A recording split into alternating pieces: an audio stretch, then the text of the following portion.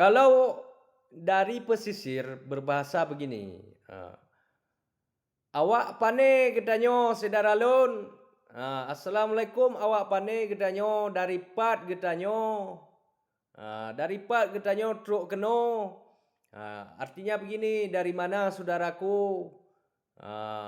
"Orang mana saudaraku?" Itu bahasa sandi pesisir. Yang lazim kita dengar di Aceh Utara, Biren, Sigli, Langsa, Aceh Besar, Aceh Raya dan seterusnya.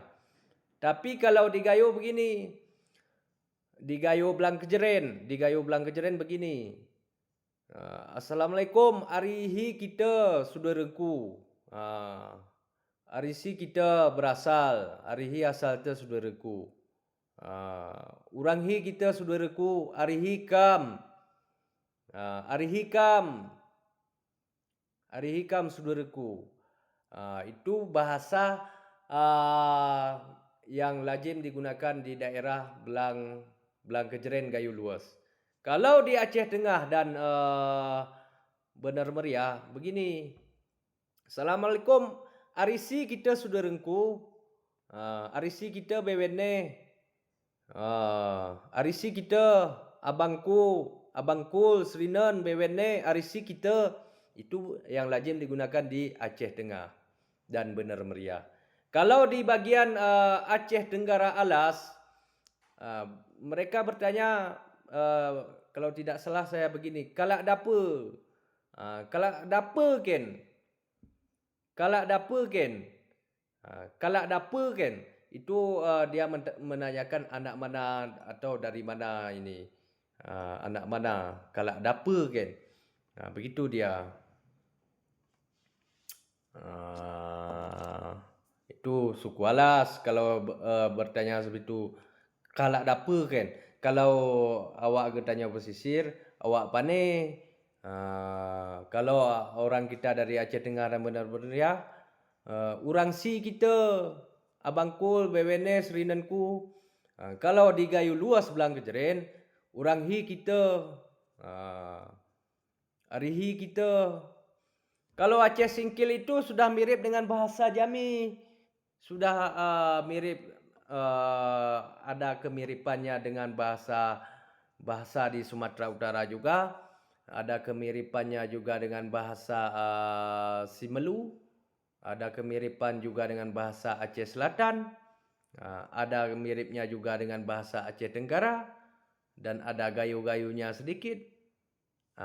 Itu kalau di daerah Aceh Singkil. Kalak dike, ya. Kalak dike itu dia di bagian mana itu Kalak dike? Aceh Tenggara atau Aceh Singkil? Aceh Timur itu ada beberapa bahasa di sana. Ada gayo lukup, ada gayo lukup serba jadi, ada Aceh pesisir, awak gedanyo Aceh pesisir.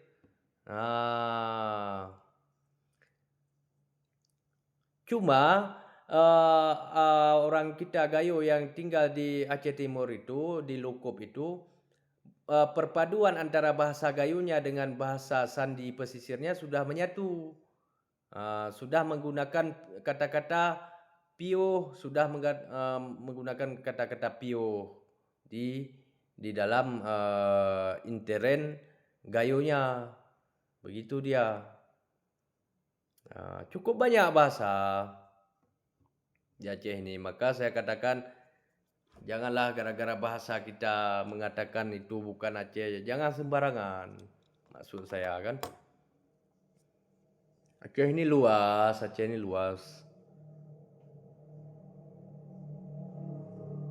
Di Aceh Tamiang ada Melayu lagi. Kalau di Semelu itu ada 4 bahasa lagi. Kalau Aceh Barat, ya Aceh Barat itu sudah menggunakan Aceh Barat.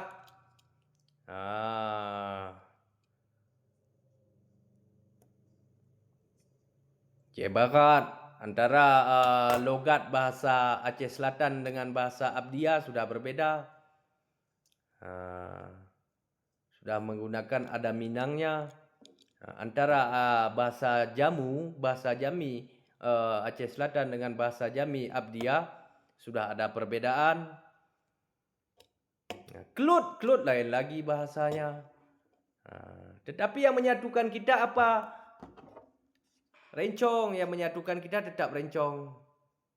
Mau di Singkil, mau di Aceh Tamiang, mau di Sebrusalam, mau di Gayo Luas, mau di Aceh daerah manapun, kalau di dalam peperangan dulu tetap ada ditemukan oleh Belanda menggunakan rencong.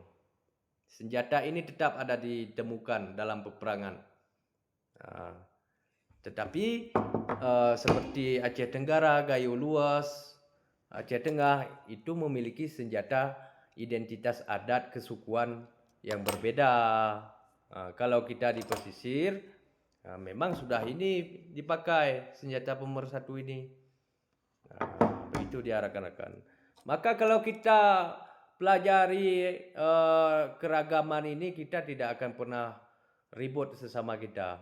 Malah kita mengagumi kuasa Allah di bumi kita ini dengan beragam corak ragam macam bago Acehnya. Makanya Aceh ini kaya, dinamakan Aceh kaya.